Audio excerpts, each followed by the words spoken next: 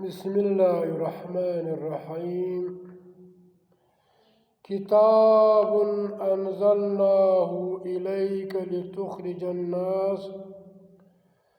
من الظلمات إلى النور بإذن ربهم إلى صراط العزيز الحميد. دا سورة إبراهيم آيات اولنی دی. فدی کی د الله له طرف څخه دا حکم دی و نبی علیہ السلام ته و ټول هغه مسلمانانو ته چې هغه د الله پر قرآن ایمان راوړی وي باید چې هغه ځان ته مؤمن مسلمان وایي او دی وی آمنت بالله و ملائکته و کتبه و رسوله چې زما د الله پر قرآن باندې ایمان دی او ما د الله پر انبیاء و رسول سو رسولان باندې ایمان دی. هغه به دا کوي چې په دا قرآن سره به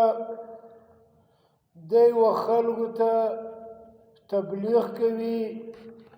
نصیحت به کوي. بل داسې کتاب نشته لا ریب کتاب، په هر کتاب کې کفریات شته، شرکیات شته، بدعات شته، د الله د دین اسلام په خلاف فتواوې شته چې کوم کارونه الله حرام کړي دي په هغو کې جایز وي. نو دلته دا وایي چې کتاب دا کتاب چې دی قرآن عظیم چې دی انزلناه موږ نازل کړی دی الیک و تا ته ای نبی علیہ السلام. د څه دپاره دی؟ د چاشتو دپاره دی، د تعویذو دپاره دی، یا د قرآن د دې دپاره دی چې قسمونه په واخه، یا د دې دپاره دی چې په کور کې کښېږده چې خیر په راشي، یا د دې دپاره دی چې ستا پر کور باندې مانده راواوښتي و هغه کې ونیسه، یا د دوو خلکو جنګ دی په هغه مابین کې پیش کړه. نه دې دپاره نه دی راغلی. لتخرج الناس د دې دپاره راغلی دی چې ته په دې سره راوباسې انسانان من الظلمات د تیارو نه. غټه تیاره چې ده کفر دی، او غټه او تیاره چې ده شرک دی، منافقت دی، ظلم. هغه د الله چې کوم حلال و حرام دی هغه ته حلال و حرام نه ویل. الی النور او رڼا ته چې هغه اسلام دی. د پلار حق دی، د مور حق دی، د خور حق دی، د ماینې حق دی، د زوی حق دی، د همسایګانو حقوق دی، د معاشرې حقوق دی. و دې ته راوباسه باذن ربهم، او په حکم سره د خپل رب چې کوم د الله له طرفه سره کوم حکم دی چې دا خور ده د دې د دوو خوندو د یوه ورور حصې سره برابرې دي. دا لور دې ورکه په 10 لکه په 6 لکه، دا د لور حق دی، دا به پلار پیسې نه خوري. فیصله به د الله په قرآن باندې کېږي. الی صراط العزیز الحمید، د هغې لارې چې هغه ډېره او زبردسته او هغه چې د حمد لایق ده، چې د هغه د ډېرې د خوبۍ والا لار ده چې د الله قرآن باندې فیصلې وشي. د الله په قرآن باندې چې کوم فیصلې راغلي دي باید چې موږ د الله په قرآن باندې فیصلې په هغه باندې وکړو،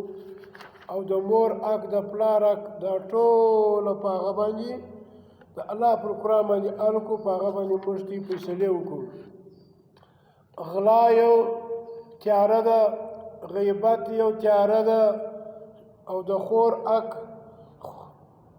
حق نه ورکول دا توره شپه ده. نو دا ټولې چې دي باید چې موږ د الله پر قرآن باندې پیش کړو او د هغه خپل حقوق ورکړو.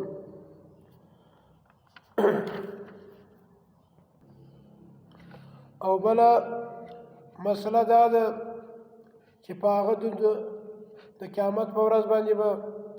الله فیصله وکړي شیطان به ماته ولاړي شیطان که هغه اصلي شیطان وي یا دا ستا کم خواهشات چې دي یا ستا مور و پلار چې دي یا ستا د کلي مولا چې دی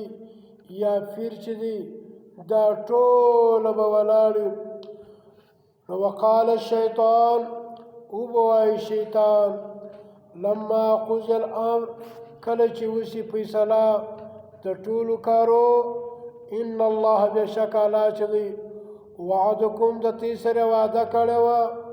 وعد الحق وعده په رښتیا سره ووعدتکم ما چې د دې سره کومه وعده کړې وه فاخلفتکم زه اوس د هغې په خلاف باندې ما خلاف وکړو وما کان لي او نو ما لره علیکم پر تاسو باندې من سلطان یو زور ما خو په تا زور نه و لګولی چې ته دا د اسکات غوټه وکړه ته دا تعویضونه وکړه یا ته دا فتوا وباسه ما په تا په زور نه ویلي چې انبیا په قبرونو کې او ژوندي دي ما په تا زور به نه و لګولی چې ته دا تعویضونه ته جایز ووایه یا د لمانځه بعد کې دا کوم دعاګانې دي یا د خور حق دی یا د مور حق دی ما تا ته کله دا ویلي ما پر تا زور نه و لګولی الا خو بیا دومره قدر زور مې و پر تا باندې ان دعوتکم چې ما به راوبللې